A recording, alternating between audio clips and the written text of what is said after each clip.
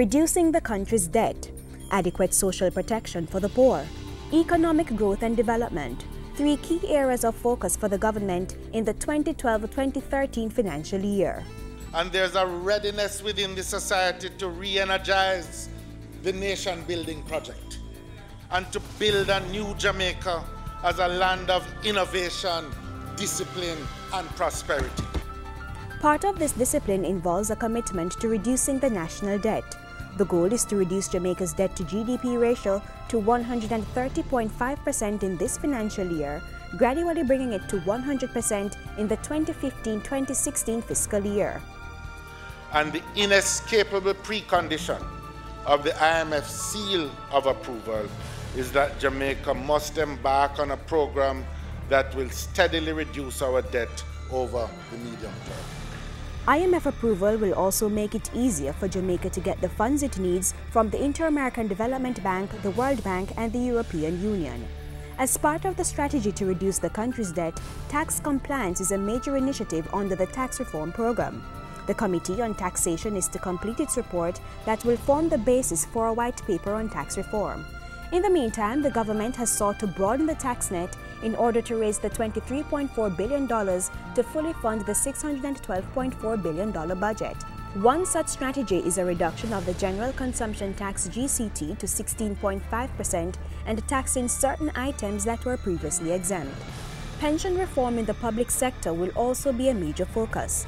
The Joint Select Committee considering aspects of the reform is expected to submit a report in this financial year.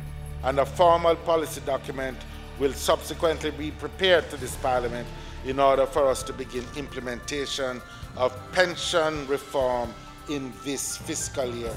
Parliament will also be considering a public debt management bill.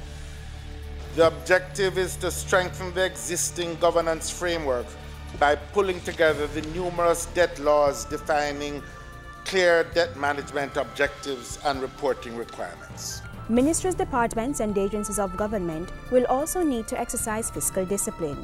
A reform and coordinating unit will be established to assess the tax waiver, incentive, and concession system. Effective immediately, all waivers approved will be gazetted.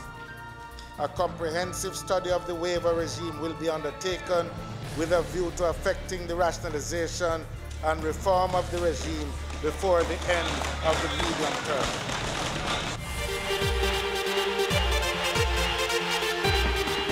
The Jamaican economy is expected to grow by 1% in the 2012-2013 fiscal year.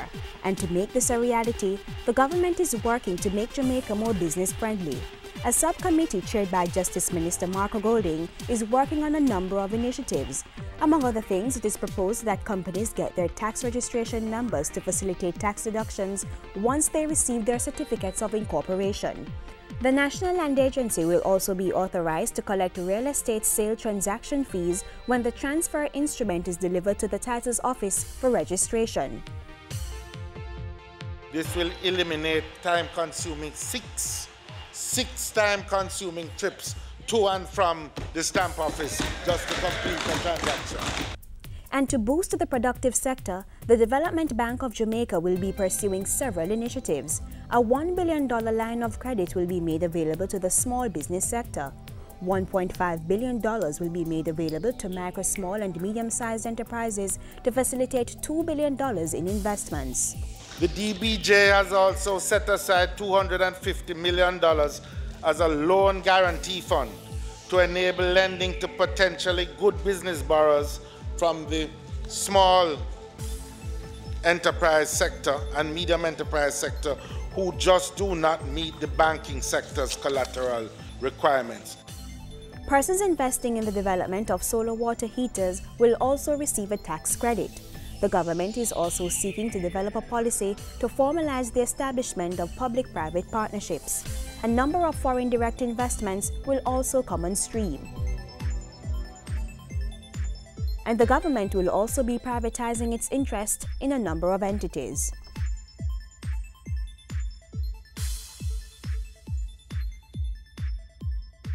Protecting the poor is also a major thrust of the Portia Simpson Miller-led administration. The Program of Advancement through Health and Education PATH and the Steps to Work program will be beefed up. The Petro-Carib Fund will provide $1 billion to fund the Jamaica Emergency Employment Program, JEEP, social housing programs, and the Students' Loan Bureau. We have tabled a budget that sets out to truly lay the foundations for future growth and prosperity.